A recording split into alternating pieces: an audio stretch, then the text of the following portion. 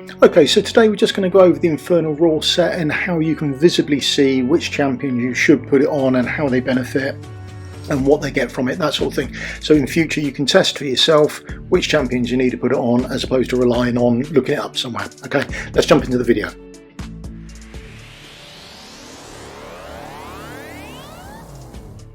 Hello and welcome, I'm Mystical, this is Misstical Gaming. We're back into Watcher of Realms and I wanted to go over something today about Infernal Roar and who should get it and who should have it and who you should fit it to, all that sort of stuff.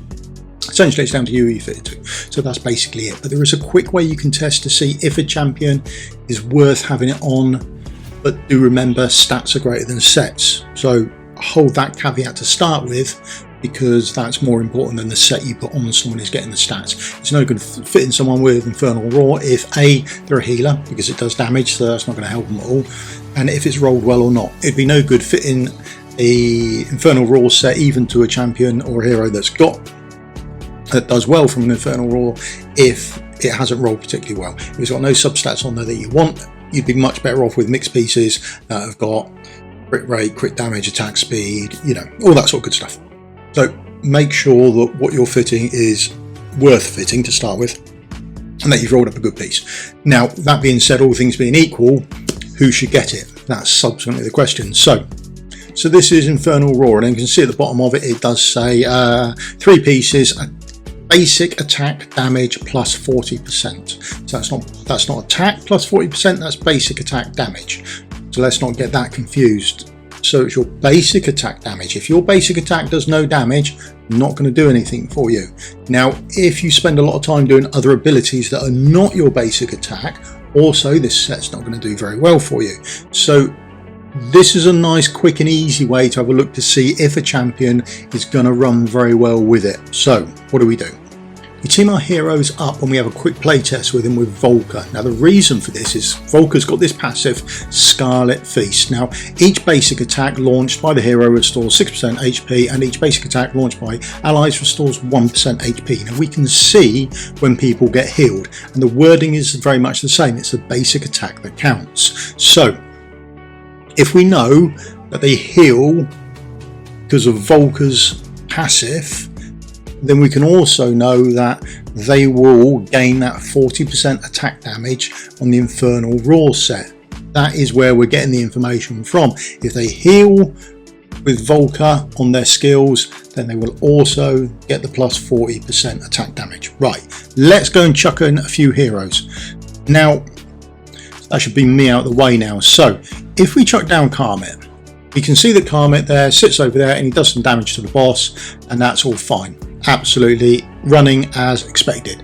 Now if we put Volka down, we now see that he starts to heal himself. He's healing himself for, I presume, 1% of his HP, so he's healing himself for 357 every time he does a basic attack. So each of those basic attacks, if you had the Infernal Roar set on, would be gaining that plus 40% damage on his basic attack. Now if we trigger his ultimate, here he goes into his ultimate, we can see the orange bar come up and we can see him doing a different ability, and we can see him hitting the boss and the boss is taking damage, and that's all great.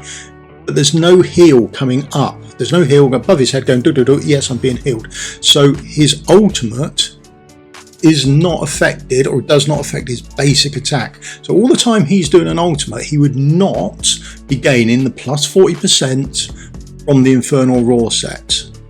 So you can now visibly see, back to doing his basic attacks, he's back to getting that heal. So he would, in the Infernal Roar set, be back to getting a plus 40% on his basic attacks. So his ultimate wouldn't be affected, his basic attack obviously would be.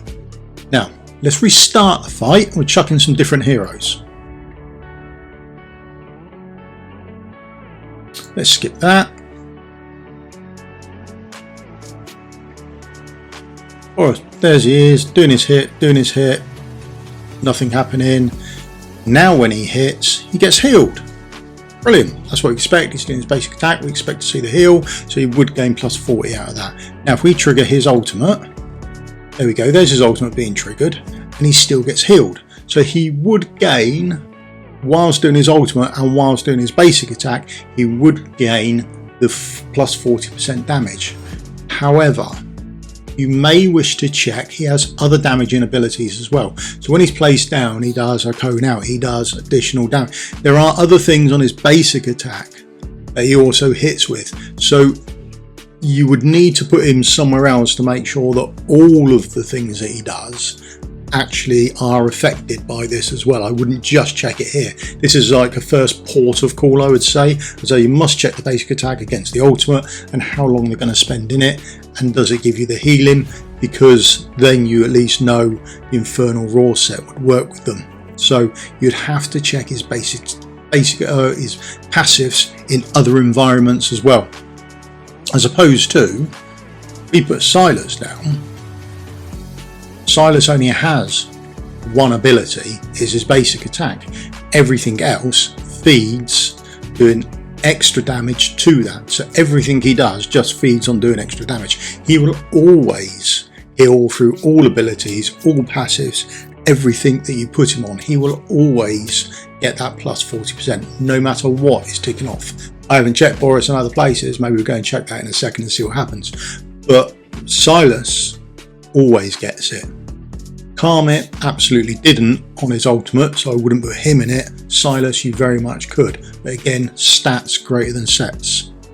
Okay, so we've got a campaign going 9-12. It's got lots of mobs on there that we can hit with Boreas's big AoE that he does every 15/9 seconds, and we can see if he gets healed off that, because remember, that's a different attack. We do want to check whether this works as well. So now let's get into the fight. There we go, there's our two champions, that's what we want. Now we're going to put Volka down first, because we want to make sure that when he's initially placed, then he does damage. So right, his passive, when deployed, deals 180% magic damage to up to 10 enemies in a wide range and inflicts freeze on them. Yeah, that's nice.